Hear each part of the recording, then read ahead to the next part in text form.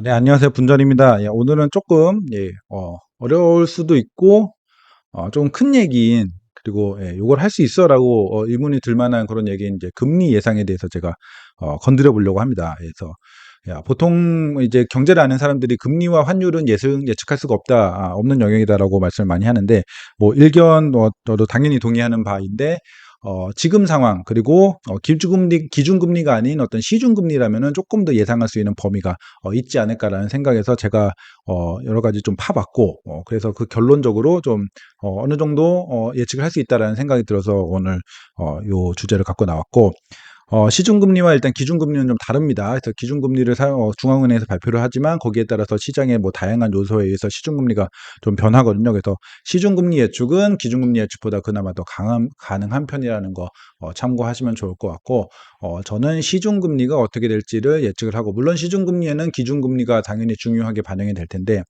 지금 수많은 우여곡절을 통해서 2023년의 금리, 기준금리에 대해서는 컨센서스가 굉장히 모인 편이에요. 많은 이코노미스트들, 뭐 경제학자들, 그다음에 뭐 중앙은행, 뭐 점도표 찍는 분들 해서 전반적으로 어쨌든 2023년에 물론 아직도 불확실한 면이 있긴 하지만 예전보다는 훨씬 컨센서스가 좀 모였는데 2023년에 1, 2회 정도, 1회 혹은 2회 뭐 한 번 더 인상을 하고 그다음에 한동안 좀 유지를 좀 시킬 예정이다. 뭐 요런 정도의 컨센서스. 그 유지를 몇 개월간 할 것인지에 대해서는 조금 예상이 좀 이렇게 들쭉날쭉해도 기본적으로 유지를 할 것이다.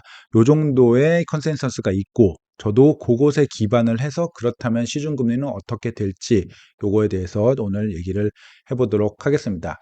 일단 대출금리, 시중 대출금리 같은 경우는 뭐 여러 가지 구조가 있겠지만 대표적으로 요 세 개로 모인다라고 생각을 해도 과언이 아닌데 첫 번째는 금융채 금리 플러스 가상금리, 그다음 코픽스 금리 플러스 가상금리인데 코픽스 신규 잔액으로 이렇게 나뉠 수 있습니다. 그래서 보시면은 여기는 원가, 은행이 조달을 하는 원가, 요거는 은행의 마진 이렇게 생각하시면 돼요. 제조업하고 비슷하게 생각하시면은 요거는 원가, 요거는 마진 이렇게 생각하시면 될 것 같습니다. 그래서 요게 오르고 내리는 요인들이 있을 것이고 요게 오르고 내리는 요인들이 있을 거예요. 요 은행 같은 경우는 가상금리가 어떻게 오르고 내리냐면은 예를 들면은 백화점에서 세일하는 거랑 비슷해요. 지금 영업을 좀 빡세게 막 이렇게 하겠다 혹은 뭐 연말에 실적이나 뭐 이런 것들 때문에 뭐 막 해야 된다라고 하면은 우대금리도 막 주고 가상금리도 내리고 막 이런 것들을 하거든요. 그렇기 때문에 그런 거에 의해서도 지금 사람들의 대출 금리가 변할 수 있고 요새 같은 경우에 최근 같은 경우에는 은행은 수익보다라는 좀 안정성을 확보하기 위해서 대출 영업보다는 좀 그 예금을 더 확보하려는 측면에서 하고 있기 때문에 지금 가상금리를 막 낮추거나 그런 활동은 특별히 많이 하고 있는 편은 아니다라고 상황을 생각하시면 될 것 같습니다. 그러면 도대체 금융채 금리는 뭐냐? 금융채 금리는 은행에서 자금 조달을 위해서 채권을 발행을 할 적에 발생되는 그런 금리예요. 그 정해지는 금리예요. 채권 발행이라는 거 구체적으로 무슨 뜻인지 모르시는 분들도 있을 텐데 모르시면 그 사실은 요거는 그냥 넘어가면 됩니다. 근데 어쨌든 은행이 대출을 많이 해주려면은 본인들도 이렇게 자금을 킵해둬야 되는 자금이 많이 필요한데 그런 걸 자금을 많이 확보하기 위해서 첫 번째로 예금을 받는 게 있고 두 번째로는 예금 말고 직접 채권을 발행해서 누가 채권을 사주고 그래서 자기의 돈을 이렇게 확보하는 그런 두 가지 활동이 있을 수 있는데 금융채는 예금 말고 채권 발행해서 자금 조달할 적에 정해지는 금리, 그걸 기준으로 보시면 될 것 같아서 그래서 요거는 요 기준으로 보면은 금융채 이제 채권을 발행해서 돈을 조달을 한 다음에 그걸 기준으로 대출을 해주면은 이제 가상금리를 얹어서 내 마진을 얹어서 대출을 해줄 적에 그 원가, 요게 금융채 금리라고 보시면 될 것 같아요. 그래서 은행이나 이런 여신금융 전문 회사들이 채권 발행할 적에 이렇게 결정되는 금리, 그게 금융채. 그 채권이 금융채, 금리가 금융채 금리라고 보시면 될 것 같아요. 코픽스란 금융채도 포함해요. 여기서 금융채 포함을 해서 금융채 플러스 예적금, 예적금, 그러니까 뭐 요새 뭐 예적금 높은 금리 상품들 많이 하잖아요. 그거를 이제 그 사람한테 그 일반 개인한테 뭐 5% 이자 주고 그 사람은 이제 그 예금액을 은행한테 맡기잖아요. 요때 발생하는 금리들, 그래서 그 정기 예적금 금리, 상호 부금 금리, 주택 부금 금리, 금융채 발행할 적에 발생하는 금리, CD 금리 이런 것들을 이 은행이 할 수 있는 모든 방법을 통해서 자금을 다 조달하는데 그때 발생하는 금리의 평균 요게 코픽스 금리라고 보시면 됩니다. 은행별로도 이제 그 조달하는 조달 금리의 차이가 있을 텐데 8개 금리의 평균, 8개 금리가 8개 은행이 다양한 방법으로 자금을 조달할 적에 발생하는 금리의 평균, 그게 코픽스 금리입니다. 그래서 최근처럼 무슨 레고랜드니 뭐 어쩌고저쩌고 되게 금융 불안한 상황에서는 일단은 뭐 채권 발행하지 말라고 압박하기도 하는데 기본적으로 발행을 할 수 있어도 금리 자체가 좀 높잖아요. 채권 금리 자체가 높기 때문에 코픽스 금리도 높아지고 그다음에 요새는 어떤 은행들이 안정성을 확보하기 위해서 지금 예금 금리 높여지는 그런 경쟁을 하고 있는데 요것도 결국은 원가에 반영이 되기 때문에 요 예금 금리가 높아지면은 코픽스 금리도 높아지는 그런 구조를 사실을 알고 계셔야 돼요. 그래서 특히 코픽스 금리 같은 경우에는 예적금 금리가 영향을 미치는 게 80%, 그다음 은행채가 20%이기 때문에 보통 예금 금리 가지고 경쟁을 많이 한다라고 하면은 결과적으로 코픽스 금리에 반영이 되고 대출 금리도 올라간다. 그래서 내가 대출이 많은 사람이다라고 하면은 예금 금리가 높아지고 있다라고 해도 좋아할 게 한 개도 없어요. 그래서 내가 대출이 없고 현금만 많은 사람은 예금 금리가 높아지면 좋지만 결국은 그거는 시장 전체적으로 보면은 대출 금리도 높아지는 구조다. 그렇게 생각하시면 될 것 같고 코피스 중에서 신규는 은행 8개 은행들이 자금을 새로 조달할 적에 하는 기준. 예. 요거고 코픽스 잔액은 지금 은행이 확보하고 있는 모든 조달 자금 요거를 옛날부터 받아왔던 그 금리들 다 총합해 가지고 그 모든 조달 자금의 평균 금리를 기준으로 하는 겁니다. 그래서 신규 같은 경우는 당연히 변동폭이 크겠죠. 그러니까 새로 조달하는 새로운 조건들만 계속 갱신이 되는 거니까 뭔가 금융 시장적인 변화가 생긴다라면은 계속 변합니다. 계속 변하는 거예요. 물론 요 갱신은 한 달에 한 번씩만 갱신이 되는데 어쨌든 계속 변하는 거고 코픽스 잔액 같은 경우는 옛날에 싸게 받아둔 그 옛날 자금들이 많다라고 하면은 계속 싼 채로 유지가 많이 되고 옛날에 뭐 예를 들면 반년 전에 되게 비싼 조달 금리로 자금을 조달해 둔 게 되게 많다라고 하면은 지금 아무리 싸게 조달을 해도 잔액 금리는 되게 높은 상황을 한동안은 유지할 수밖에 없다. 요 개념 잘 이해해 두시면 좋을 것 같습니다. 그래서 금융채, 코픽스, 신규 코픽스 잔액 이렇게 세 개로 구분이 되는데 금융채가 제일 변동폭이 크고 제일 뭐 금리가 떨어질 적에도 제일 먼저 떨어지고 금리가 올라갈 때도 제일 먼저 올라가는 그런 상황, 그런 성격을 갖고 있고 코픽스 신규가 그다음 좀 변동폭이 크고 코픽스 잔액이 가장 안정적이다. 라고 해서 만약에 선택을 하실 수 내가 대출을 받을 때 선택하실 수 있으면은 요런 성격을 잘 감안해서 선택을 하시면 좋을 것 같습니다. 그래서 둘 다 혹은 셋 다 일종의 원가 개념으로 보시면 되고 금융채는 매일매일 변해요. 매일매일 각 은행 사이트 들어가시면은 그 은행의 금융채 얼마인지 다 계속 매일매일 공시합니다. 그리고 코픽스는 매월 15일에 신규 잔액, 그다음에 뉴 신규 이렇게 공지를 하거든요. 그거 파악하시면 좋을 것 같고. 그래서 기준금리뿐이 아니고 미래의 어떤 금리 흐름까지 같이 반영되는 격이에요. 특히 이제 금융채 같은 경우는 미래의 어떤 금리가 어떻게 될 것이다, 아니면 뭐 경기가 어떻게 될 것이다, 뭐 물가가 어떻게 될 것이다, 이런 것까지 다 반영돼서 결국 채권 금리에 적용이 되기 때문에 그런 흐름으로 금융채 금리가 변한다. 예. 그리고 코픽스는 그런 거에 대출 금리, 아니 예금 금리까지 합쳐져 가지고 주로 예금 금리에 해서 한 달에 한 번씩 변한다. 잔액은 그런 코픽스 신규의 성격이 옛날에 조달했던 금리까지 다 평균적으로 해 가지고 굉장히 천천히 변한다. 요렇게 판단하시면 될 것 같습니다. 약간 설명이 길었는데 오케이 알겠어. 근데 그러면 금리가 왜 내려간다는 건데 제가 지금 썸네일부터 막 금리 내려간다라고 막 말씀드렸잖아요. 그래서 금리가 왜 내려간다는 건데 요런 구조를 알겠어. 이해를 했으면 이제 넘어가면 됩니다. 네, 일단 그 금융채 금리가 지금 한 달째 계속 내리고 있어요. 제가 금융채 금리는 그 자체가 이 대출 금리에 바로 반영되는 경향이 그런 구조가 있다고 말씀드렸잖아요. 금융채 금리가 이미 11월 초부터 이제 5년물, 3년물 같은 경우에는 쭉쭉쭉 내려가고 있고, 지금 최근 12월 12일까지도 계속 내려가는 그런 흐름을 보이고 있고, 1년물 같은 경우에도 이제 11월 초 중순에는 이렇게 더 계속 오르는 그런 흐름을 보였지만, 이제 12월 달에 와서는 11월 말부터는 계속 하락하는 그런 추세를 같이 합류를 했다. 게다가 이제 1년물 같은 경우는 뒤늦게 하락에 합류한 그런 관계로 계속 뭐 급격하게 떨어지고 있다. 0.05, 0.04, 0.02, 뭐 0.03 이렇게 좀 더 급격하게 떨어지고 있어서 전반적인 금융채 금리가 다 지금 하락하고 있다. 그래서 금융채 금리가 많이 적용되는 게 이제 마통금리, 신용대출 금리 이런 쪽에 이제 이런 금리 옵션 중에 하나인데, 그런 것들은 이미 아마 이제 금리가 내려가기 시작한 그런 측면이 있겠죠. 보면은 11월 초 대비해서 1년물도 더 떨어졌고, 5년물 같은 경우에는 0.5나 떨어지는 그런 거를 보실 수 있겠습니다. 이게 요것만 해도 이미 이제 금리 시작된 부분, 금리 하락이 시작된 부분이 있다라고 보실 수 있고, 어제 새벽 미국 CPI 물가 상승률이 발표가 됐죠. 이제 7.1%라고 역시 컨센서스 대비 더 낮은 수준으로 이렇게 나왔는데, 굉장히 빠른 속도로 굉장히 좀 안정화가 되고 있는 그런 모습을 보여주고 있습니다. 근데 요것도 이제 채권 금리에 분명히 영향을 주는데, 채권 금리 같은 경우는 이제 기준금리가 그대로여도, 기준금리는 떨어지지 않더라도 경기 예상을 반영할 수밖에 없어요. 그래서 경기 예상에 따라서 채권 금리가 오르락내리락 하는데, 내년은 경기 둔화 혹은 경기 침체 예상이 지배적이기 때문에 내년에 채권 금리 역시 이렇게 좀 하락하는 추세로 갈 가능성이 높다라고 생각을 해서, 많은 사람들이 그것 때문에 이제 채권을 투자하는 게, 채권 금리가 내려간다는 건 채권 가격이 올라간다는 거기 때문에 채권 가격이 지금 오르고 있고 많은 사람들이 투자를 한다라는 거는, 많은 사람들이 채권 금리가 떨어진다.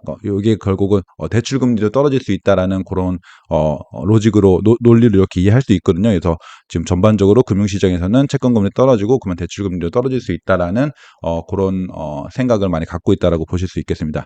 그래서 지금 어저께 이제 물가지수 발표 후에 바로 3% 내려갔어요. 바로 3%, 미국채 10년물 금리가 바로 3% 내려간 걸 보실 수 있죠. 그래서 보시면은 미국채 10년물 금리가 10월에 요쯤에 정점을 찍고 쭉쭉쭉쭉 내려오고 있다는 걸 볼 수 있어요. 그래서 요게 이제 미국 지금 10년물 금리를 가져왔는데, 전반적으로 대부분의 채권 금리들이 다 이렇게 고점 찍고 내려오고 있는 중입니다. 이제 물가지수 떨어지는 거 확인하고, 아마 기준금리도 인상이 이제 조만간 멈추겠거나 이런 게 이렇게 생기면서 점점 내려오고 있는 부분이에요. 이게 분명히 실질적인 대출 금리에도, 기준 금리가 더 내려오지 않더라도 실질적인 대출 금리에 요 하락세가 반영될 수밖에 없다라는 점 참고하시면 좋을 것 같고, 채권 금리가 이렇게 내려가면은 은행으로서는 예금 금리도 낮출 수밖에 없어요. 금융시장이 과하게 불안정하지 않다라는 전제하에 예금 금리를 낮추고 뭐 그런 식의 조치를 취할 수밖에 없습니다. 그러면은 이제 코픽스의 하락 요인으로 금융채도 낮아지고 예적금 금리도 낮아지면 코픽스의 하락 요인으로 분명히 작용을 하겠죠. 거기에 더해서 예금 금리는 지금 당국의 경고가 있었기 때문에 7%로 향했던 저축은행 예금금리 당국 경고에 5%대로 돌아와, 이렇게 예금금리 너무 높게 하지 마라, 예금금리 너무 높아지면 대출금리가 부담이 된다, 이렇게 이런 당국의 금감원의 한마디로 예금금리가 막 고공행진하는 게 또 꺾이기 시작했어요. 이런 것도 코픽스 금리에 금리 하락에 영향을 충분히 미칠 수 있다는 점도 제가 말씀드린 금리 인하, 금리 하락, 내년도 금리 하락의 요인으로 판단할 수 있겠습니다. 그리고 거기다가 가상금리도 여기 금감원에서 개입을 해서 손볼 예정인데, 사실 가상금리는 좀 비난을 받을 만을 해요. 제가 작년에 가상금리 관련해서 청와대 청원 올려가지고 막 그게 9시 뉴스에도 나오고, 무슨 대선 토론에서도 막 그 청원이 막 이렇게 캡처돼 갖고 막 이렇게 나왔던 그런 기억이 있는데, 가상금리 같은 경우는 지금 은행이 과도한 은행도 어느 정도 사회적인 역할을 해야 된다고 저는 생각하는데, 어쨌든 간에 지금의 금융시장에 비해서 너무 은행만 지금 돈을 버는 그런 구조로 가상금리를 가져가고 있기 때문에 금감원에서 요거 나섰습니다. 나서서 요거는 좀 잘하는 부분이죠. 그래서 가상금리 손본다. 그다음에 가상금리의 구조, 구조 체계, 그 가상금리를 책정하는 체계 자체를 손본다라고 하고 있어요. 그래서 뭐 예를 들면은 뭐 요런 거죠. 뭐 분양가 상한제를 책정하는데 뭐 무슨 뭐 건설비를 얼만큼 반영하고 뭐 요런 구조들이 있을 거 아니에요. 그냥 가상금리 책정도 체계가 있어요. 그 정도 기본적으로 구조가 있습니다. 거기서 요건 말이 안 돼. 너희가 이거를 왜 반영해라고 하면서 조금씩 뺀다라는 거예요. 그래서 가상금리는 일단 금감원에서 강제로 내릴 예정인 게 하나 있고, 또 하나는 어 여기 있다. 기준금리 인하 없이도 은행 자체적으로 가상금리를 내릴 가능성이 저는 높다라고 봐요. 내년쯤 되면은. 물론 전제는 부동산 PF 문제가 악화되지 않는다라는, 악화는 될 수 있는데, 뭔가 문제가 막 터지지 않는다라는 전제는 있어요. 물론 악화는 될 수 있지만요. 터지지 않는다는 전제에서는 은행도 어쨌든 이익을 내는, 영업을 계속 할 수밖에 없거든요. 계속, 근데 현재는 지금 영업보다는 어떤 금융, 채권 시장이나 이런 측면에서 봤을 때 안정을 치중해서 돈을 계속 킵하고 있는 중입니다. 그러면서 예금 금리는 높여가지고 예금을 킵하지만 대출은 적극적으로 그 볼륨을 높이는 데에는 이렇게 힘을 쓰지 않는 편입니다. 그래서 볼륨을 키우는데 힘을 쓰지 않아도 되니까 적은 대출로도 수익을 좀 내기 위해서는 가상금리를 계속 높은 채로 유지를 하고 있는 상황이죠. 가상금리를 좀 낮추거나 우대금리를 축소할 필요가 없는 거예요. 은행이 이제 사업적인 측면에서 보면 현재가 그런 상황이죠. 대출을 확대하는 지금 상황이 아니고 오히려 예금 확보에 집중을 하고 있는 상황이기 때문에 우대금리를 주지 않고 가상금리도 높은 상태로 유지를 하고 있는 상황이다. 그런데 추후 이제 금융시장이 좀 안정화된다 되고 은행이 대출 이제 쌓아둔 그 현금을 바탕으로 해서 이제 대출 영업을 막 해야 된다라고 하면은 한 2-3년 전에도 많이 그랬듯이 가상금리 인하하고 우대금리 확대하고 막 이런 영업 활동들을 계속 할 거거든요. 그러면 이제 기본적으로 대출 금리의 구조 중에 중요한 부분인 가상금리가 내려오면서 시중 금리 자체가 내려오는 그런 효과를 발생시킬 수 있어요. 이거는 뇌피셜이 아니고 은행의 어떤 영업 사업 구조가 원래 그렇습니다. 그래서 그렇게 해서 돈을 버는 구조이기 때문에 현재로는 지금 올해는 좀 그럴 가능성이 좀 낮은 편이지만 이제 추후에 그렇게 변할 가능성이 충분히 있다. 그래서 보시면은 금감원이 강제로 일단 가상금리 내릴 가능성이 높고 거기다가 추가적으로 은행의 영업 활동을 통해서 우대금리 같은 게 많이 적용이 되는 그런 방식으로 대출금리가 내려갈 가능성도 높다. 그리고 또 하나는 상황에 따라서는 이제 기준금리도 인하될 가능성이 지금 속속들이 제기가 되고 있습니다. 특히 우리나라 같은 경우는 우리 약간 경제의 문제, 금리가 계속 고금리가 유지됐을 적에 우리나라 경제가 너무 둔화되는 그런 우려가 있고 여러 가지 뭐 채권 문제들 뭐 이런 것들이 있기 때문에 내년 하반기부터는 금리 인하될 가능성이 높다라고 여러 가지 기관들에서 예측을 하고 있어요. 물론 한국은행에서는 그런 얘기를 조심스럽게 하기 어려운 부분이 있지만 여러 가지 예측들이 나오고 있습니다. 그래서 기준금리가 만약에 이런 인하 가능성이 계속 제기가 되고 실제로 인하가 되는 어떤 뉘앙스를 풍기고 실제로 인하가 된다라고 하면은 시중금리의 인하 속도는 가속화가 되거든요. 그러니까 기준금리가 내릴 것 같아. 요런 추측만으로도 기준금리가 좀 내려가는, 시중금리가 좀 내려가는데 실제로 인하가 되고 더 인하될 수도 있어라는 그런 시그널이 보이면은 시중금리의 인하 속도는 여기서 채권금리, 예금금리, 코픽스금리 이런 거 다 떨어지거든요. 다 떨어지면서 어, 다 떨어지고 요 가상금리 영업 활동도 더 활발해지면서 시중금리 인하 속도가 가속화가 될 거예요. 물론 요 가속화라는 측면까지 가려면은 저는 24년은 돼야 된다고 생각하지만 어쨌든 그 시그널의 시작은 23년 내에도 가능할 것이다. 그래서 정리를 해보면은 금융채 금리가 내려가고 있다. 이미 내려가고 있다. 앞으로도 내려갈 것 같은 흐름이다. 그리고 예금 금리 당국 경고에서 내릴 예정이다. 내려갈 예정이고 가상금리도 당국 경고에 의해서 뭐 일단 산정 방식 자체를 선보일 것이기 때문에 내려갈 것이고 은행 영업 상황에서도 내년에 계속 요런 예금만 확보하고 있는 요런 활동만 치중하기에는 좀 어려울 것이다. 그래서 조금만 금융시장이 안정되면은 우대금리 인하 이런 것들의 사업 구조상 그렇게 들어갈 가능성이 굉장히 높다. 그리고 기준금리도 차차 인하 가능성이 높아진다. 당장 8월에 인하를 안 하더라도 언젠가 인하될 것이라는 시그널이 나오는 순간부터 채권금리 조달금리들 다 이렇게 내려갈 것이기 때문에 시중금리 인하 속도가 가속화될 것이다. 이런 것까지 말씀을 드리고 그래서 지금 이미 어느 정도는 시작이 되고 있는 상황이에요. 제가 아까 전에 금융채 금리 이미 꺾였다고 말씀드렸죠. 그래서 보시면은 어느 정도는 인하의 흐름이 보이고 있는 시작이 된 상황이다. 요런 흐름까지 한번 보시고 앞으로 잘 지켜보시면 좋을 것 같습니다. 그래서 모든 상황을 종합해 봤을 적에 이제 이자가 상승분 대비해서 대폭 하락은 없겠죠. 상승분이 너무 컸고 너무 빨랐기 때문에 그런 대폭 하락은 특히 23년에는 있기가 좀 어렵겠지만, 제 생각에는 23년 내에는 22년 고점 대비해서 뭐 주택담보대출, 뭐 마통금리에서 평균적으로 마이너스 1%는 충분히 갈 수 있다, 라는 생각을 저는 예측을 하고 있고, 24년에는 그 흐름이 가속화될 것이다. 물론 여기서 또 저금리로 가진 않을 거예요. 하지만 뭐 고점 대비 마이너스 2% 이상 뭐 요 정도의 가속화되는 흐름, 요런 것들. 그래서 어디까지 내려가느냐, 요거는 뭐 물가나 경기 성장이나 이런 것들에 대해서 그거야말로 제가 예측할 수 없는 영역이지만, 어쨌든 지금 고점 대비해서 23년도 내려갈 거고 24년도 내려갈 것이다. 요 예측은 제가 보기에 충분히 할 수 있는 예측이라고 생각을 합니다. 특히 시중금리 관점에서 보면은. 그래서 제가 오늘 말씀드린 그 내용들, 논리들 한번 보시고, 그 논리가 말이 안 된다라고 생각하시면 무시하시면 되고, 이 논리가 충분히 합당하다고 생각하면은 그걸 기준으로 잘 생각하시면 좋겠어요.